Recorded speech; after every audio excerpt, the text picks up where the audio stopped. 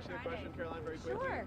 We're now hearing from constituents in some traditionally red districts right now complaining about what they say is the chainsaw approach and saying that it's been done very sloppily, the cuts to jobs and spending. How do you respond to that criticism?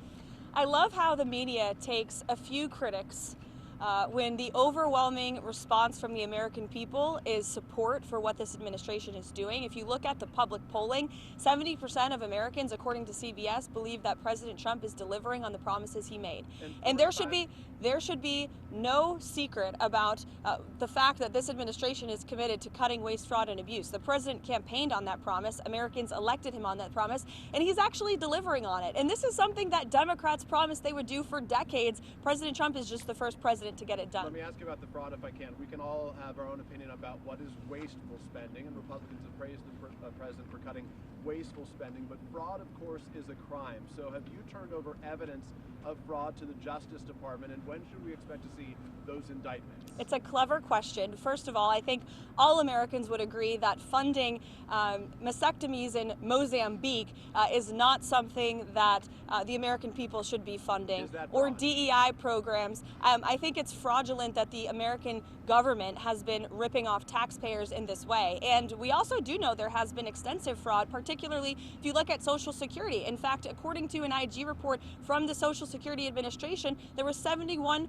billion worth of fraud in one single fiscal year that we know about. And so that is a lot of fraud, Peter, that the government has admitted to. So this administration is committed to finding even more of that fraud, waste, and abuse. To be clear, that $71 billion was from 2015 to 2022, so it wasn't in just 1 year, and it was $71 billion. But it wasn't in 1 year, just to be clear. In one report. And it was in one report over multiple years, from 2015 to 2022. So are you defending $71 billion in fraud, Peter? That's a lot of money, far too much, and that's why this administration. Why is the media so against cutting waste, fraud, and abuse from the government? I don't get it. I just want to ask a question. We won't be deterred. We will not be deterred from people like you and the press who are clearly adamantly opposed to cutting waste, fraud, and abuse. But we know that American taxpayers at home who have been struggling with an inflationary crisis don't want their tax dollars going towards crazy DEI programs in countries overseas. They also don't like the fact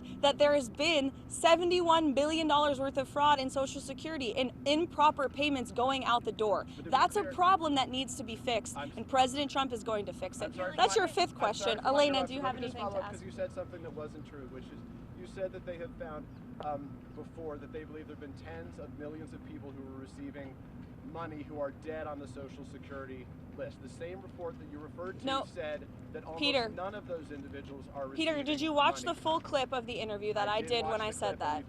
And I said there are a lot of unanswered questions, and we suspect there could be tens of millions of people. I'm saying the IG report so you just said what I said is not true. In fact, it was true.